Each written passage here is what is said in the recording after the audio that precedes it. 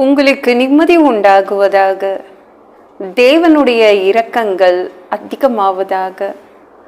தேவன் என்ன சொல்றாங்கன்னா, துஷ்டன் இனி உன் வழியாய் கடந்து வருவதில்லை, அவன் முழுவதும் சங்கரிக்கப்பட்டான் அப்படின்றாங்க. இவங்க என்ன ஓவரா தொந்தரவு பண்றாங்க. இவ்வளோ நாள் நல்லா தான் போச்சு என் வாழ்க்கை, என் வேலை, என் பிஸ்னஸ் எல்லாம் நல்லா தான் போச்சு, என் குடும்பம் நல்லா தான் போச்சு. யாரோ ஒருத்தர், ஒரு கெட்டவர், ஒரு துஷ்டன் என்னை டிஸ்டர்ப் பண்ணுறாங்க, என்னால் கஷ்டமாக இருக்குது, என்னை அழிச்சிடணும், நான் ஒன்றுமே இல்லாமல் போயிடணும் அப்படின்னு நினச்சி எனக்கு தொந்தரவு கொடுக்குறாங்க. நான் என்ன பண்ணுறது அப்படின்னு கவலைப்படுறீங்களா? தேவன் என்ன சொல்கிறாங்கன்னா, அவன் முழுவதும் சங்கரிக்கப்பட்டான் அப்படின்னு சொல்கிறாங்க. நீங்கள் பாருங்களேன், சங்கீதம் 37:10, இன்னும் கொஞ்சம் நேரம்தான், அப்பொழுது துன்மார்க்கன் இரான், அவன் ஸ்தானத்தை உற்று விசாரித்தால் அவன் இல்லை அப்படின்னு சொல்றாங்க. நீங்க விசாரித்தால் அங்க போய் பார்த்துட்டீங்கன்னா அந்த இடத்துல அந்த நபர் இருக்க மாட்டாரு. கொஞ்ச நேரம் தான் கொடுக்கப்பட்டிருக்கு. அந்த துஷ்டனுக்கு, அந்த கெட்டவனுக்கு உங்களை அழிக்கணும், ஒன்றும் இல்லாம போகணும் அப்படின்னு நினைக்கிறான்ல யாரோ ஒருத்தர், அவங்களுக்கு கொஞ்ச நேரம் தான்.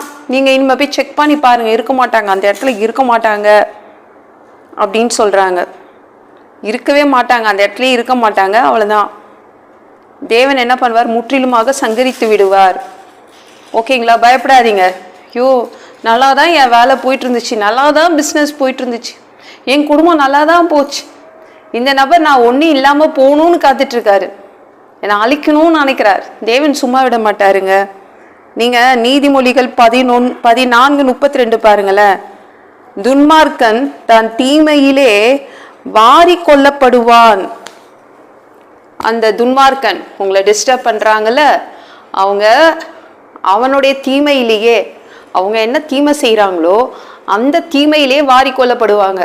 குப்பை வண்டி குப்பையை வாரிட்டு போகுதுல, இவங்களுக்காக வேற எந்த வண்டியும் வராது, குப்பை வண்டியோ எந்த வண்டியும் வராது. இவங்களை வாரிட்டு போறதுக்கு அவங்களே ரெடி பண்ணி வச்சிருக்காங்கல்ல தீமைகள், அவங்களே தீமை என்ற ஒரு வண்டியை ரெடி பண்ணி வச்சிருக்காங்கல்ல, அந்த தீமைகளே அவங்கள வாரிட்டு போயிடும். ஓகேங்களாங்க? நீங்க போய் பாருங்க, அந்த இடத்துல அவங்க இருக்க மாட்டாங்க. ஓகேங்களா? எஸ்தர் கூட ராஜா கிட்ட சொல்றா பாருங்களேன், என்ன சொல்றா பாருங்க. எஸ்தர் 7:6, அதற்கு எஸ்தர் சத்ருவும் பகைஞ்சனுமாகிய அந்த மனிதன் இந்த துஷ்ட ஆமான்தான் என்றாள். அந்த ராணி கூட ஒரு பகைஞ்சன் இருந்தான், அவ ரொம்ப தொந்தரவு பண்ணான். யார அந்த மனிதன் சொல்றா பாருங்க, அந்த துஷ்ட மனிதன் ஆமான் தான் அப்படின்னு சொல்றா. ஒவ்வொரு வாழ்க்கையிலையும் ஒரு துஷ்ட மனிதன் இருக்கதான் செய்வாங்க. ஓகேங்களாங்க? கவலைப்படாதீங்க. நம்ம எதையும் வாரி போட வேண்டிய அவசியம் இல்லை. நம்ம வீட்டு குப்பையை அள்ளி வாரி போட்டா போதும். அதெல்லாம் அள்ளி போடுறதுக்கு எதுவுமே தேவையே இல்லை. குப்பை லாரியோ எதுவுமே வரப்போறது இல்லை. அவங்க செய்யற தீமையே அவங்கள வாரி அள்ளி போட்டுட்டு போயிட்டே இருக்கும். ஓகேங்களா? அதை குறிச்சு பயந்து, ஐயோ இவ்வளோ பவர்ஃபுல்லான ஆளுங்க, அவர் எங்களை எதிர்த்து நிற்கிறாருங்க, எவ்வளோ வல்லமை படைத்தவர், அவர் நினச்சா என்ன வேணால் செய்ய முடியும், நான் என்ன பண்ணுறது அப்படின்னு நினைக்கிறீங்களா? அவர் போய் எனக்கு எதிர்த்து நிற்கிறாரு. அவர் அவர் செய்கிற தீமையாலேயே என்ன ஆகும்? வாரிட்டு போயிடுவாங்க. அந்த தீமையே அவரை வாரிட்டு போயிடும். எத்தனையோ லட்சக்கணக்கான அடிமைகள் விடுதலை பெற்று போயிட்டே இருக்காங்க. ஆனால் எகிப்து அரசன் என்ன நினச்சான்? வாரிட்டு வந்துடணும், எல்லா அடிமைகளையும் மொத்தமாக வாரிட்டு திரும்பவும் எகிப்தில் கொண்டு விட்டுறணும், வேலை செய்யட்டும், நமக்கு அடிமையாகவே இருக்கட்டும்னு நினச்சான். ஆனால் தேவன் என்ன பண்ணார்? செங்கடல்ல அத்தனை படைகள், எகிப்து நாட்டு படைகள், எகிப்து நாட்டு அரசன், எகிப்து நாட்டு ரதங்கள் அத்தனையுமே வாரிட்டு போயிட்டாரு. தண்ணி வாரிட்டு போயிடுச்சு. அவங்க எந்த தீமை செய்யணும்னு நினச்சாங்களோ அந்த தீமையை அவங்கள வாரிட்டு போயிடுச்சு.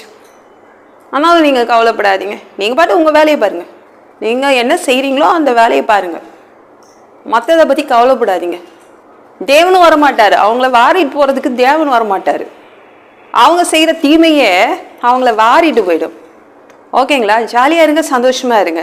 இந்த வீடியோ பிடிச்சிருந்துச்சுன்னா மற்றவங்களுக்கு ஷேர் பண்ண மறக்காதீங்க. கர்த்தர் தாமே உங்களை ஆசீர்வதிப்பாராக.